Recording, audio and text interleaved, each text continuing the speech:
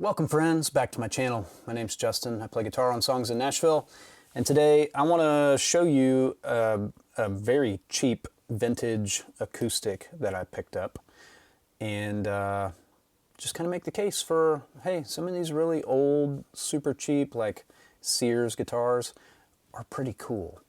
So before that, I want to talk about my last video a little bit and read through some of the comments. So in my last video, we listened through the top 5 songs on country radio, and that's always a bit of an adventure on this channel. I know that most of my viewers are old school rock and rollers and grew up on a lot of the stuff I grew up on, like Zeppelin and AC/DC and Hendrix, Pink Floyd, and even some of the old school country acts from like that era or before, you know, like Johnny Cash, Hank, Waylon, Merle, all that stuff. I get it. So let's look at some of the comments from that video.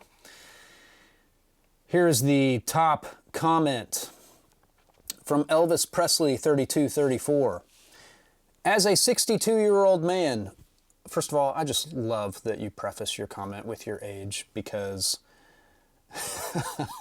somebody else commented on this video that they think there's a direct relationship between how old people are and how much they don't like modern country or modern pop country or whatever. Anyway, he says, as a 62-year-old man, the country music of today is not country music at all. It doesn't sound like it, doesn't look like it. It's a bunch of canned, nasal, same-sounding garbage. Give me Willie, Johnny P, Merle, and going all the way back. Of course, we're all free to like and listen to what we want. No sweat. But don't serve me this hardtack and call it Mama's Biscuits. That's fair. That's a fair comment. Yeah. I don't know. Like, I get that so much of modern country, especially at the top of the charts, it's going to be so infused with pop elements, like a drum machine or loops or synths or vocal tuning, you know, all these things that we didn't used to have, you know.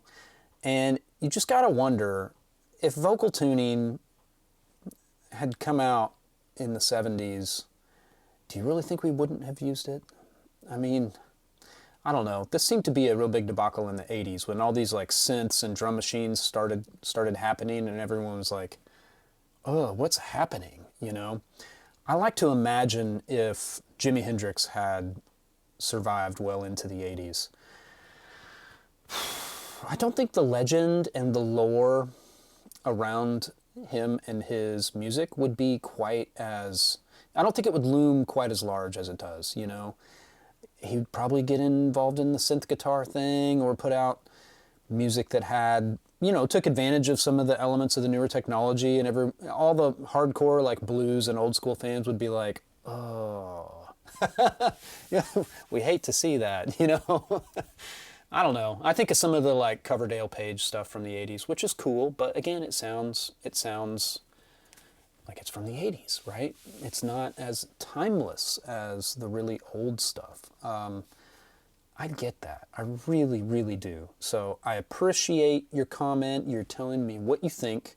You're also giving us the caveat that, of course, we're all free to like and listen to what we want.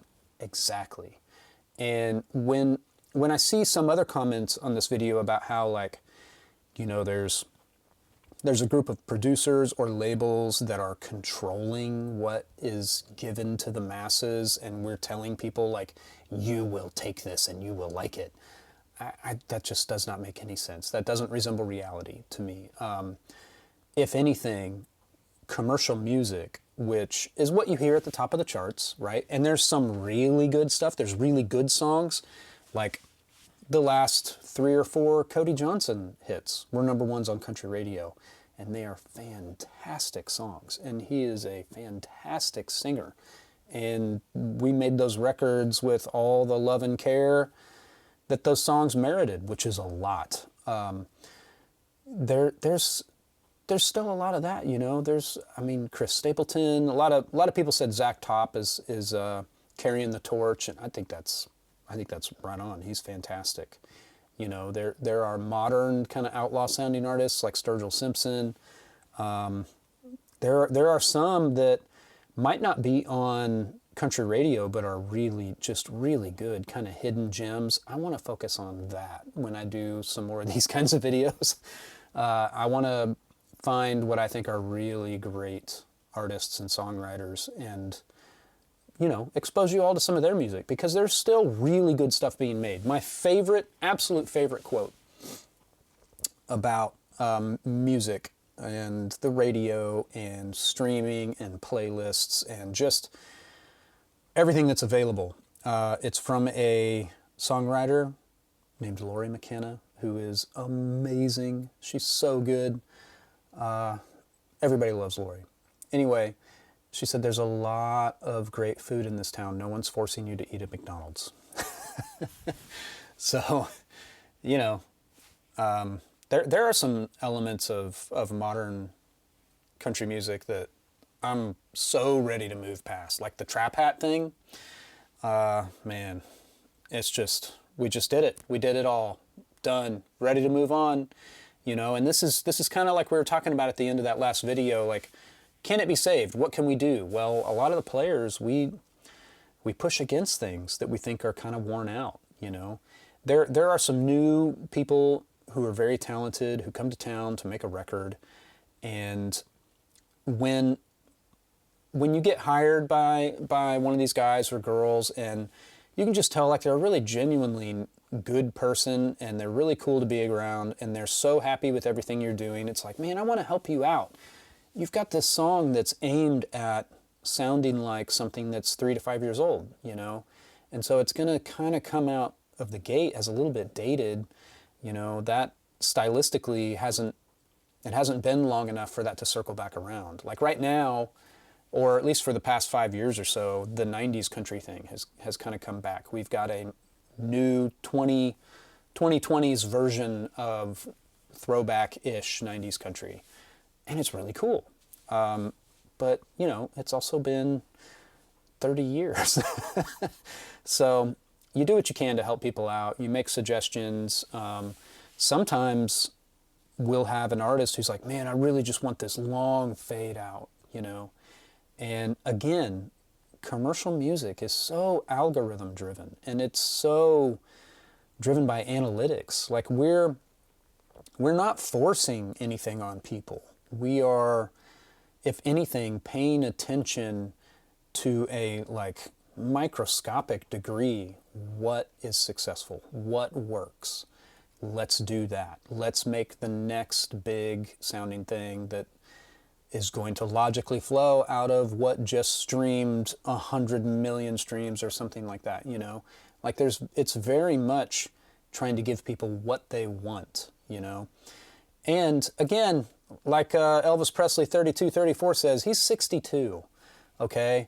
I'm 44, and I will freely admit that what is on country radio, even though I have a hand in making some of it, and I get to play guitar on some of it, and it's all great to me. I love what I do, right?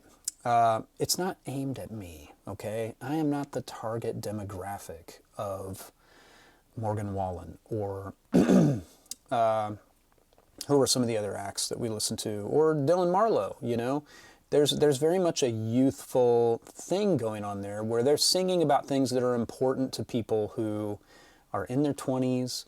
Maybe they moved out of a small town and they've got a job or they're going to school or whatever. Like all those lyrics that you kind of hear it in snapshots, lyrical snapshots, and it sounds like a grab bag of cliches, but man, I'll be honest with you, there is a massive chunk of this country who identifies with that stuff. I mean, I used to tour. I've seen the crowds, you know. My first gig was Terry Clark from Canada, right?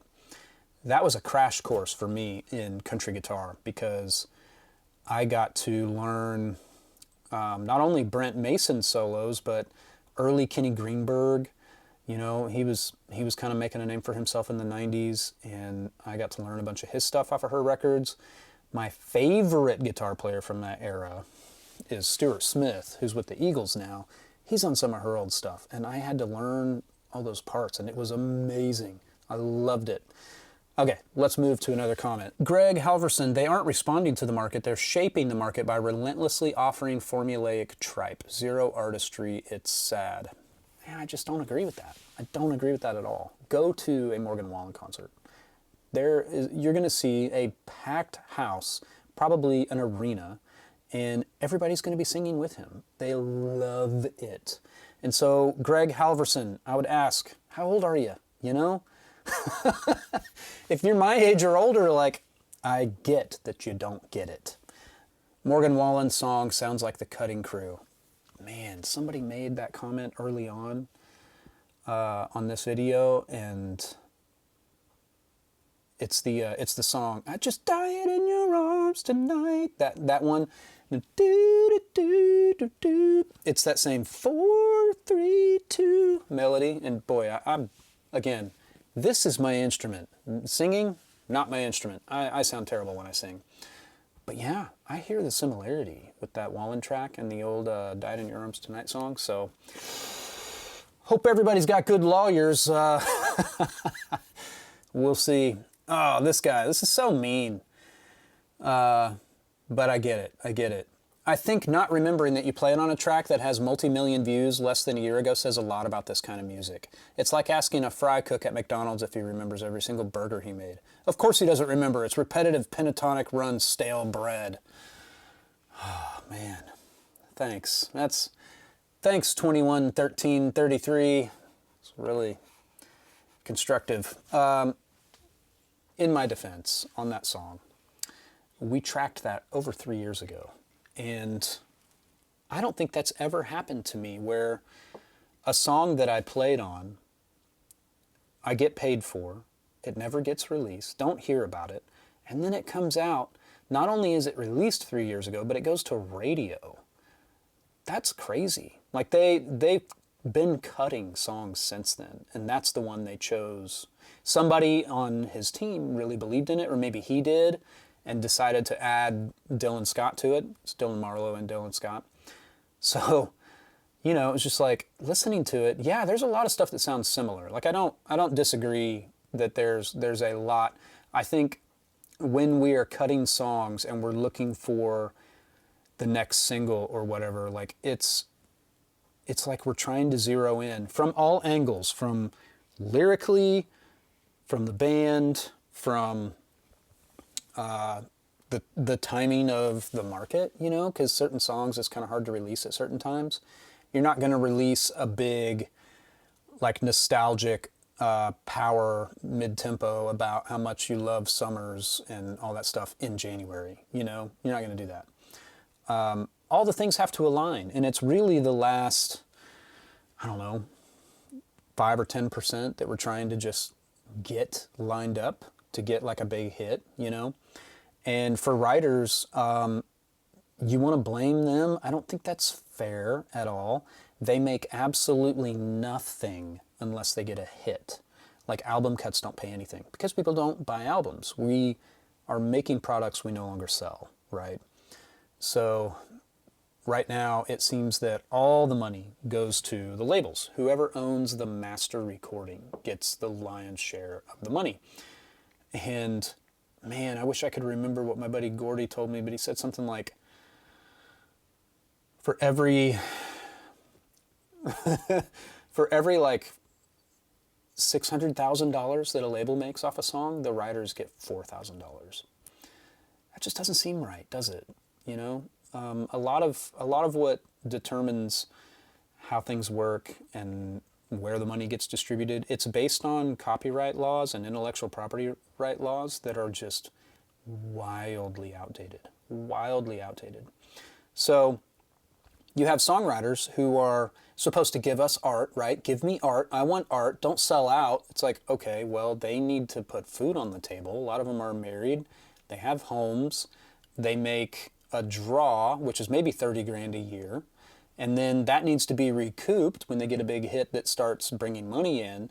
And they can probably live for 2 years off of a number one single, you know, like terrestrial radio still determines that. It still at least highly correlates with streaming success, you know, where all the money comes from. So it's, you know, number one, it's commercial music. Like, it's always been pop music. We've had this argument about country going to pop for decades. I mean, people were saying this about Glenn Campbell. And I'm not equating him to, you know, like Shabuzi or something. Glenn was a session musician, right? That guy could just straight play guitar. Holy cow. I've never seen anybody shred on a plastic-backed Ovation the way Glenn Campbell could. Unreal talent. Singing, playing, writing, all of it. Huge fan. But there were some of these big orchestral pop elements that were seeping into country music at the time, and you know, people had their criticisms. Everybody's got their criticisms, right? So anyway, this is not forced upon the market. It is absolutely fine-tuned to what the market wants. So, you know, again, if you're my age or older, they really don't care what we think. We are not the market. You and I are not buying Morgan Wallen concert tickets. So I would say, go to one of those shows. Go see Jelly Roll or Hardy or Lainey Wilson or Morgan Wallen. You will understand. Watch the crowd. Look at how they react. Look at how into it they are. You will understand. We are giving people what they actually want. So, and give the songwriters a break. Like, I mean, I know there's a handful of them that are bajillionaires. Everybody else is just trying to keep the chasing of the muse alive and keep a roof over their heads while they're doing it. Like, it's a tough balance if you're not wildly successful. Like, you have to play the game, you know. So let's see. Where's this one comment I was looking for that I thought was really funny? And then I'll play this old guitar. My buddy Phil commented. He said, "Ha ha! Shout out to the drummers. Love you, J.O." I love Phil. Great dude. He plays with Post Malone and plays on a bunch of sessions. He's a great drummer. This one's from Music Row Kid. Man, so are you actually somebody I know? Michael Joyce. No, I don't know who that is. He says, "Contrived? Like this discussion about country music? Enough about me. Have you heard the solo I don't remember doing?" That's pretty funny. I said, "Okay, buddy." I looked at my invoice history, and that was when I realized, hey, this was cut in 2021. It's truly, again, it almost never happens that they make it a single 3 years later. I don't know how many hundreds, if not thousands, of songs I've played on since then. Just crazy. Oh no, here it is. From Jerry Dosser, 7031. He says that Broken Heartsville is the last good country song. Lyrics, vocals, big sound. It's great to dance to and hold your partner's hand. But you don't know about that, do you? I used to be in Joe Nichols' band. I've literally played that song with Joe Nichols live multiple times. I mean, you know, I got started in this town. I moved here in 2006, and my first country gig was Terry Clark. I played with her for a summer. It was like the last summer that she had a lot of stuff going on in the States. She sort of went back to Canada and did mostly Canadian touring after that. And, you know, like, she was huge in the late 90s, and then just kind of got smaller, had a little bit less commercial success with some of her later records. And, you know, I played in her band for one summer, and I loved it. My friend Janae Fleener was playing fiddle at the time. My other friend Mark Lonsway was on acoustic and vocals. Clay Krasner, fantastic Canadian, played bass, and Chuck Fields on drums. And then Kevin Post was her band leader / pedal steel player. She had a killer band, just a great band. And that was my very first country gig. And I remember playing a solo in rehearsal on one of her songs, and I hadn't learned it note for note. I didn't know you were supposed to do that. And so we took a break, and Kevin, he goes by K-Po, K-P-O, Kevin Post, kind of just I don't know, for short, I guess. He comes up to me and he goes, "Hey, you're gonna get that solo down, right?"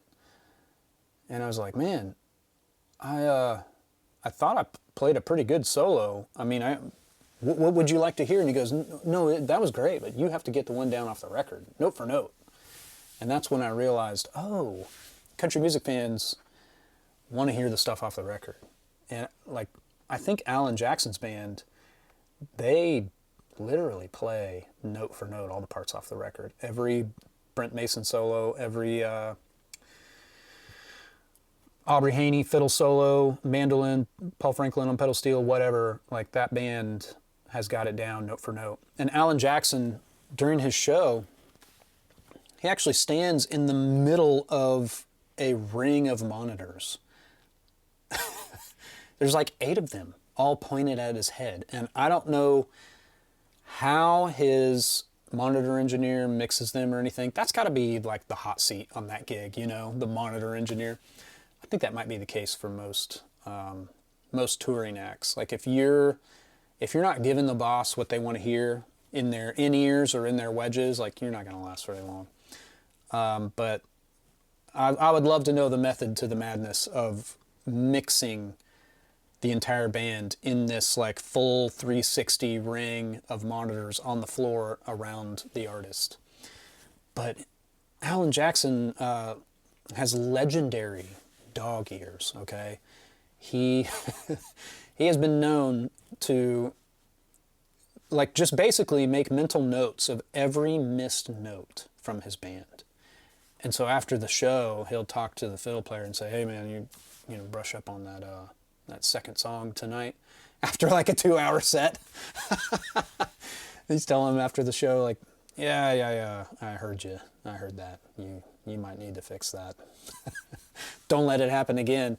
And then, you know, he goes off to a jet and gets taken back to his private yacht. Yeah, different world than I live in, that's for sure. Okay, let's look at one more comment from Musical Infinity.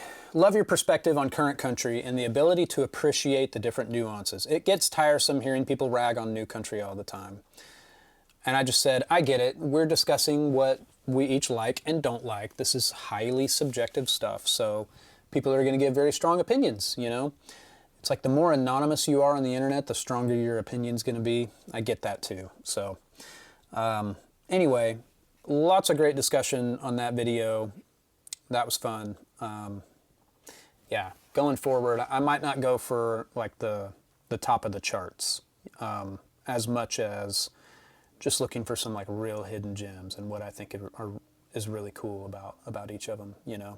I would love to have some artists come on to my channel and maybe we can talk for a bit and then perform a song, just guitar and vocal or something. That could be cool for some of the stuff that I've played on, especially. We'll see. I've got ideas. We'll see what happens. Okay, enough of that.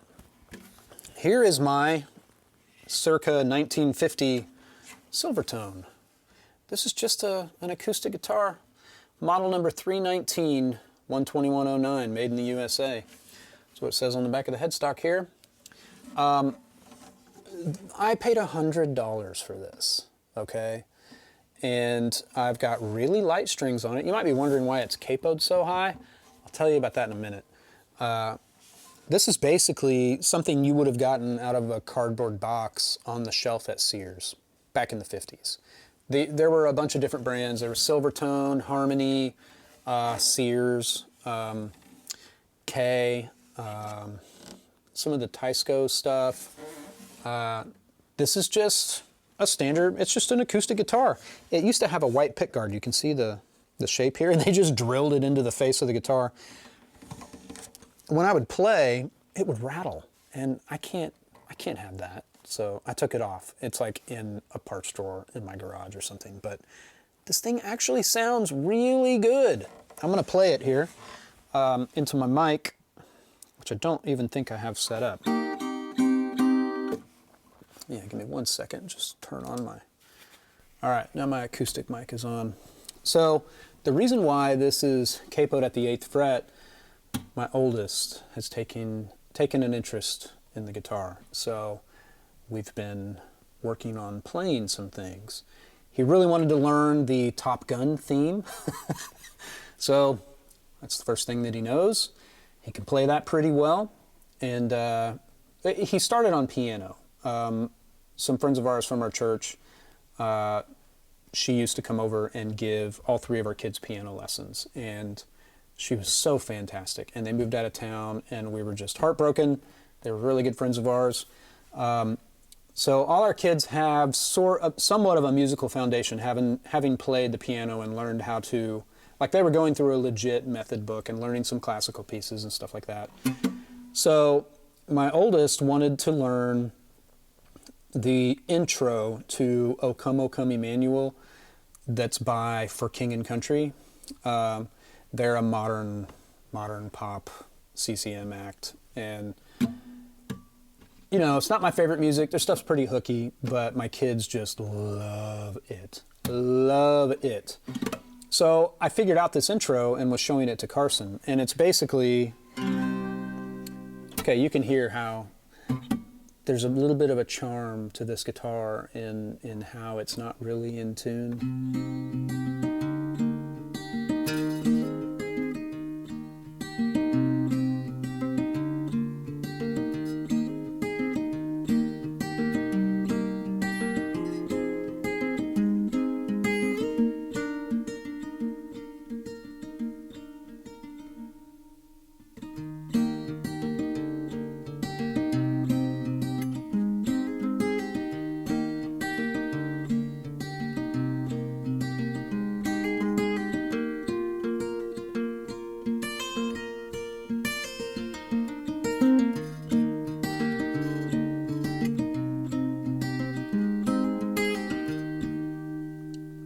So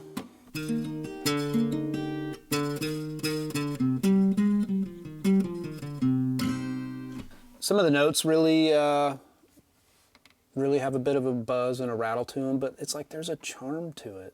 The only trick with finding one of these, you can find them forever, all day long, for, I don't know, a few $100, depending on the condition they're in. The trick, unless you want to give it to somebody to have the neck reset, is just not finding one that has like the ski slope neck. They have a truss rod inside, but it's not adjustable. So if it sat for decades with the strings under tension, it's probably going to have pulled that neck toward the front of the guitar, or potentially the bridge or something. Well, actually, this is a tailpiece that wraps around to the back.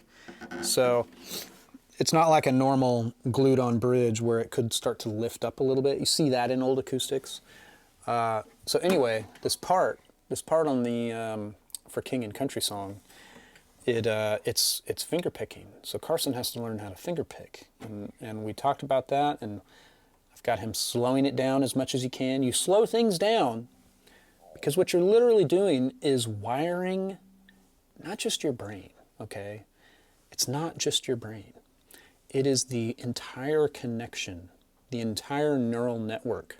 You are strengthening the connections all the way to your hands.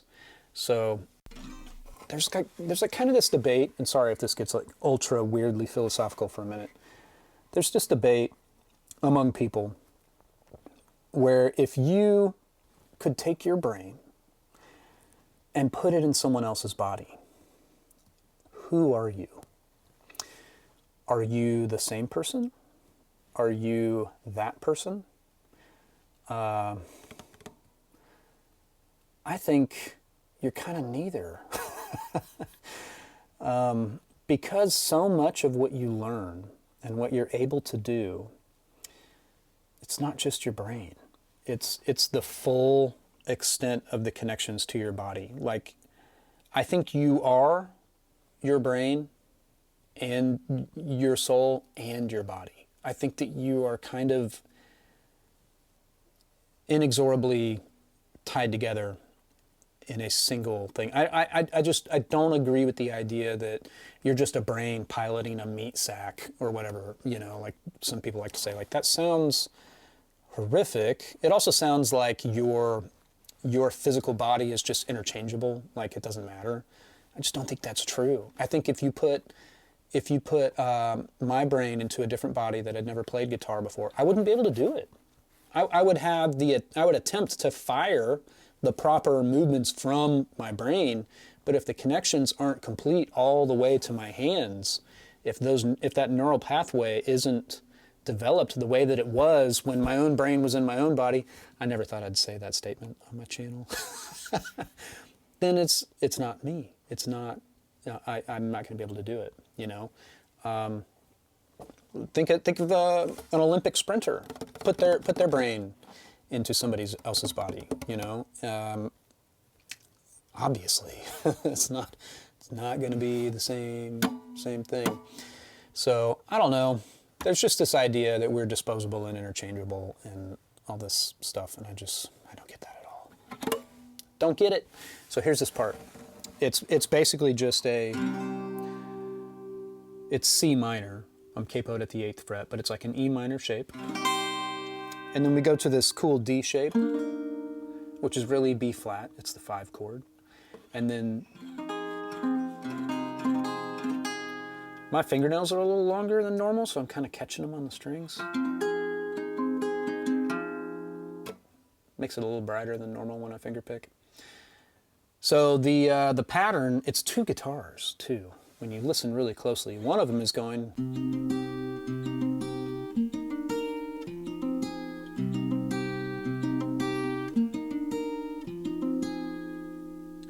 And then the other one is continually rolling the pattern. The one guitar kind of ends in the.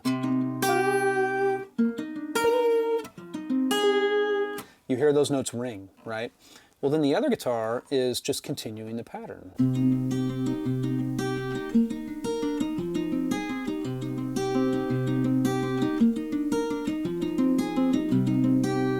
So Carson's at the point where he can kind of finger pick that at tempo, but then he has to stop to change. So I told him, like, slow it way down, like.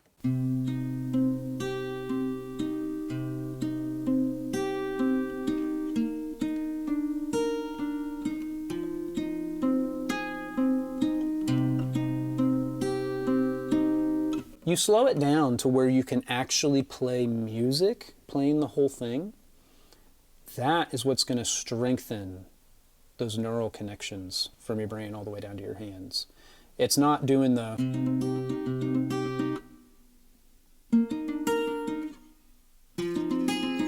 That ain't it.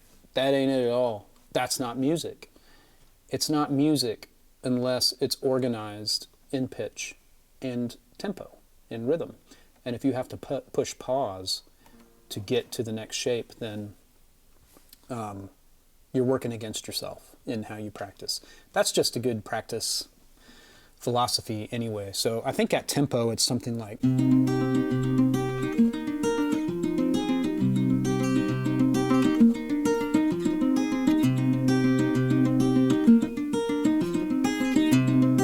And you notice I'm doing this thing where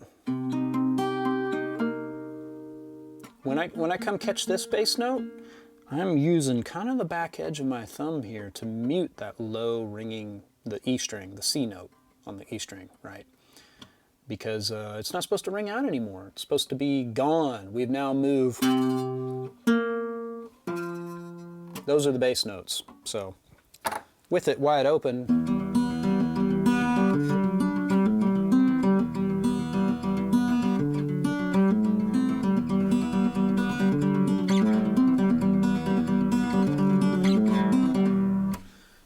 Did you ever used to learn something and then you would learn it 10% faster than it is, just to like have it extra?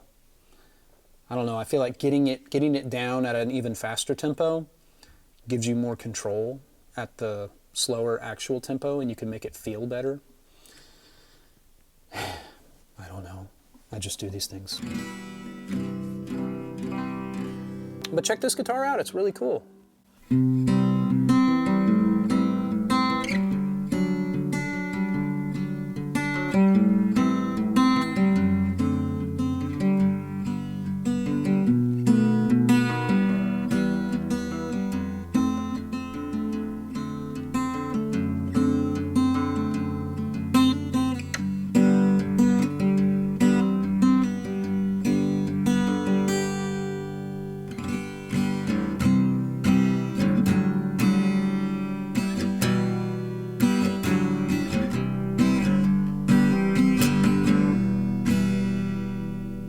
I mean, this could probably stand to be tuned.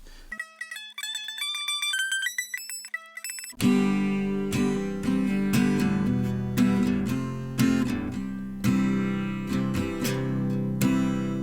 mean, that's kind of cool. It's got a charm to it, you know?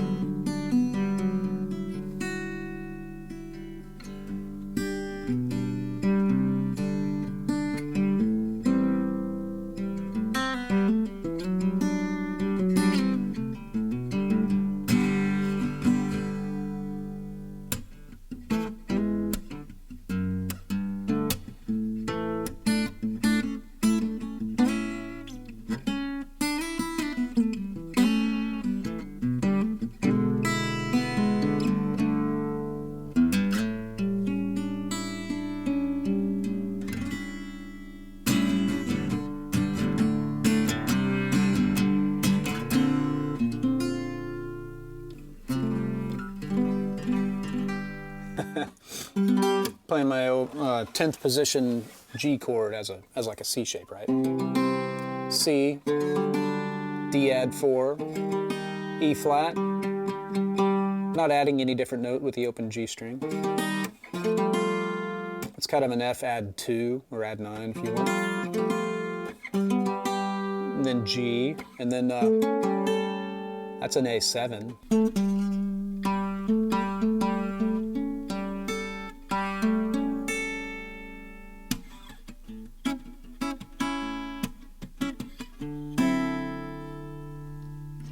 Really cool guitar. Has its limitations in how I can use it, but you know, for like $100, I think I got a pretty good deal for something that has, I don't know, it's got a nice little charm to it. Look at these. These are painted on. Oh man, that's just pretty funny. I mean, it looks like they didn't even really tape it off very well. It was just kind of, I don't know. I hope you all have a really great day, and I will talk to you soon. See you later.